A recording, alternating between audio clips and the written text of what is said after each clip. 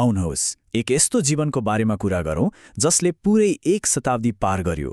एउटा यस्तो यात्रा जुन सिन्धुको एउटा शान्त गल्लीबाट सुरु भयो र विश्वव्यापी आध्यात्मिक मनसम्म पुग्यो।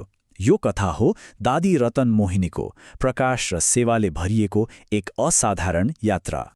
उहाँको देहावसान हुँदा भारतका प्रधानमन्त्री नरेन्द्र मोदी जस्ता विश्वका नेताहरूले उहाँलाई प्रकाश, बुद्धि र करुणाको किरण भन्दै श्रद्धाञ्जली दिनुभयो।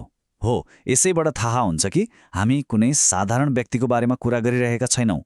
त्यसो भए प्रश्न उठ्छ, सिन्धुकी एउटी शान्त अनुशासित छात्रा कसरी विश्वभरका लाखौँ मानिसहरूको लागि आध्यात्मिक मार्गदर्शक बन्न पुगिन्?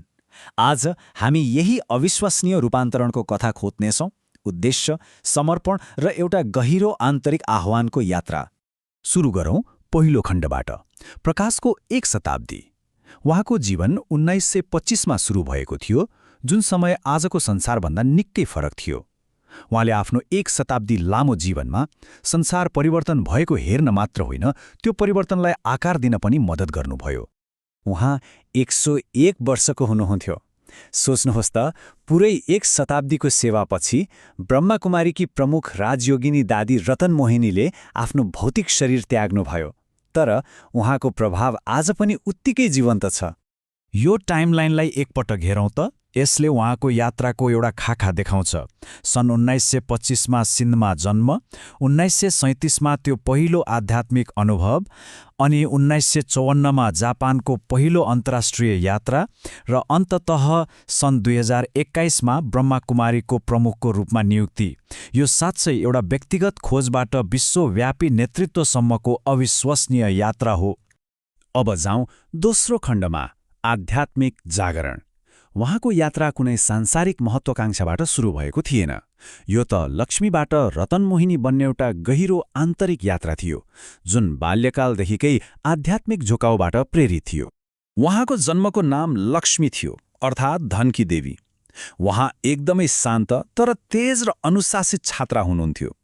तर ब्रह्माकुमारीका संस्थापक ब्रह्मा बाबाले उहाँभित्रको विशेष गुणहरू देख्नुभयो। त्यो शान्त शक्ति, त्यो नम्रता र त्यो गहिरो समझ।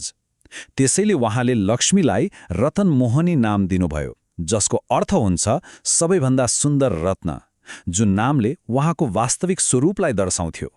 जम्मा 12 वर्षको उमेरमा ओम मण्डलीमा ओम ध्वनिको ध्यान गर्दा उहाँले एउटा यस्तो गहिरो अनुभव गर्नुभयो जसले उहाँको जीवनको बाटो नै बदल्दियो। उहाँले पछि भन्नुभयो अनुसार त्यो कुनै भावनात्मक क्षण मात्र थिएन। उहाँले आफ्नो शरीरको चेतना नै गुमाउनुभयो र आफूलाई प्रकाश र मौनताको संसारमा पाउनुभयो। हो, यही क्षणले उहाँको आजीवन आध्यात्मिक यात्राको जग बसाल्यो। उहाँले ब्रह्मा बाबालाई केवल एक गुरुको रूपमा मात्र हेर्नु भएन। उहाँले ब्रह्मा बाबामा एक पिताको महसुस गर्नुभयो। उहाँलाई यस्तो लाग्थ्यो कि ब्रह्मा बाबा मार्फत कुनै उच्च दैवी शक्ति बोलिरहेको छ। हो, यही गहिरो पितृवत सम्बन्ध उहाँको सम्पूर्ण जीवनको आधार बन्यो। अब तेस्रो खण्डमा लागौँ, विश्वका लागि एक सन्देश। उहाँको त्यो आन्तरिक जागरण केवल व्यक्तिगत अनुभवमा सीमित रहेन। बिस्तारै यो एक विश्वव्यापी सन्देश बन्यो र उहाँको सेवाले उहाँलाई भारतको सिमाना कटाएर अन्तर्राष्ट्रिय मञ्चमा पुर्यायो। उहाँको विश्वव्यापी सेवा साँच्चै नै एउटा अग्रणी कदम थियो। सन् 1954मा जापानबाट सुरु भएर त्यसपछि हङकङ, सिङ्गापुर, मलेसिया र पछि लन्डनमा पहिलो केन्द्रहरू स्थापना गर्नमा उहाँको महत्त्वपूर्ण भूमिका रह्यो। उहाँले अफ्रिका, अमेरिका र रुससम्म शान्तिको सन्देश फैलाउन सांस्कृतिक र भाषिक बाधाहरूलाई पार गर्नुभयो। जापानको एउटा घटनाले उहाँको सिकाउने तरिका कति प्रभावशाली थियो भन्ने देखाउँछ। उहाँले आध्यात्मिक ज्ञानलाई व्याख्या गर्न एउटा सरल वृक्ष चार्ट प्रयोग गर्नुभयो। यो दृश्य प्रस्तुति यति प्रभावकारी भयो कि त्यहाँको एउटा बौद्ध संस्थाले यसको 5000 प्रतिलिपिहरू माग्यो। यसले के देखाउँछ भने सरल र विश्वव्यापी सत्यले कुनै पनि सांस्कृतिक भिन्नतालाई पार गर्न सक्छ। चौथो खण्ड, एक युवा आन्दोलनको नेतृत्व। भारत फर्किएपछि उहाँले आफ्नो ऊर्जा राष्ट्रको भविष्य अर्थात् युवाहरूमा लगानी गर्नुभयो र उहाँको सबैभन्दा महत्त्वपूर्ण योगदानहरूमध्ये एक थियो भारतका युवाहरूलाई प्रेरित गर्ने र उनीहरूलाई सकारात्मक दिशा दिने। 12,500 किलोमिटर कल्पना गर्नुहोस् त, यो सन् 1985मा उहाँले आयोजना गर्नुभएको भारत एकता युवा पदयात्राले तय गरेको दूरी थियो।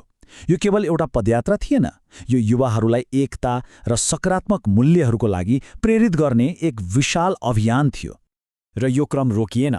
सन् 2006मा उहाँले फेरि अर्को युवा पदयात्राको नेतृत्व गर्नुभयो, जसले लगभग 30,000 किलोमिटरको दूरी तय गर्यो। यो यति विशाल थियो कि यसले विश्वकै सबैभन्दा लामो पदयात्राको रूपमा लिम्का बुक अफ रेकर्ड्समा आफ्नो नाम दर्ता गरायो। यो युवा सशक्तिकरणप्रतिको उहाँको अटुट प्रतिबद्धताको एउटा बलियो प्रमाण हो। उहाँको भूमिका प्रेरणादायी मात्र थिएन, यो त संस्थाको जग बसाल्ने खालको थियो। ब्रह्मा कुमारीको प्रमुखको रूपमा, शिक्षक प्रशिक्षणको निर्देशकको रूपमा र युवा विभागको अध्यक्षको रूपमा उहाँले सङ्गठनको आध्यात्मिक र प्रशासनिक संरचनालाई आकार दिनुभयो। उहाँले हजारौँलाई सेवाको लागि तयार पार्नुभयो र भविष्यको लागि एउटा स्पष्ट मार्ग कोर्नुभयो। अब अन्तिम खण्डमा जाउँ, उहाँको स्थायी विरासत। यस्तो प्रभावशाली जीवनको वास्तविक सार के हो त? रेकर्ड र पदहरूभन्दा पनि पर उहाँको साँचो विरासत ती गुणहरूमा लुकेको छ जुन उहाँले हरेक दिन आफ्नो जीवनमा उतार्नुभयो। दादीको सार, उहाँको शान्त शक्ति, गहिरो अनुशासन, कहिले नथाक्ने सेवाभाव र त्यो गहिरो नम्रता, यी केवल आदर्शका शब्दहरू थिएनन्, यी उहाँको जीवनका वास्तविकता थिए जुन उहाँलाई भेट्ने जो कोहीले पनि सजिलै महसुस गर्न सक्थे। उहाँको अनुशासनको एउटा सानो तर शक्तिशाली उदाहरण, उहाँको दिनचर्या हरेक बिहान 3:30 बजे राजयोग ध्यानबाट सुरु हुन्थ्यो र यो अभ्यास उहाँले आफ्नो जीवनको 101औं वर्षसम्म पनि कायम राख्नुभयो। हो, यही अटुट अनुशासन उहाँको शान्त शक्ति र आध्यात्मिक स्थिरताको आधार थियो। यो भनाइले उहाँको विरासतलाई एकदमै सुन्दर ढङ्गले प्रस्तुत गर्छ। केही जीवनले रेकर्डहरू छोड्छन्, केहीले संस्थाहरू छोड्छन्। दादीजीले एक सुगन्ध छोड्नुभयो। उहाँको साँचो विरासत कुनै भौतिक उपलब्धि होइन, तर त्यो प्रेरणा र शान्तिको सुगन्ध हो जुन उहाँले छुनुभएका अनगिन्ती हृदयहरूमा आज पनि जीवित छ। अन्त्यमा उहाँको जीवनले हामीलाई एउटा शक्तिशाली प्रश्न सोध्न प्रेरित गर्छ। कसरी एक व्यक्तिको शान्त आन्तरिक अनुशासन बाहिर फैलिएर विश्वव्यापी शान्तिको विरासत निर्माण गर्न सक्छ? दादी रतन मोहिनीको कथा केवल एक सम्झना होइन, यो एक जीवित प्रेरणा हो जसले हामीलाई अझ शान्तिपूर्ण विश्व निर्माणको बाटो देखाइरहन्छ।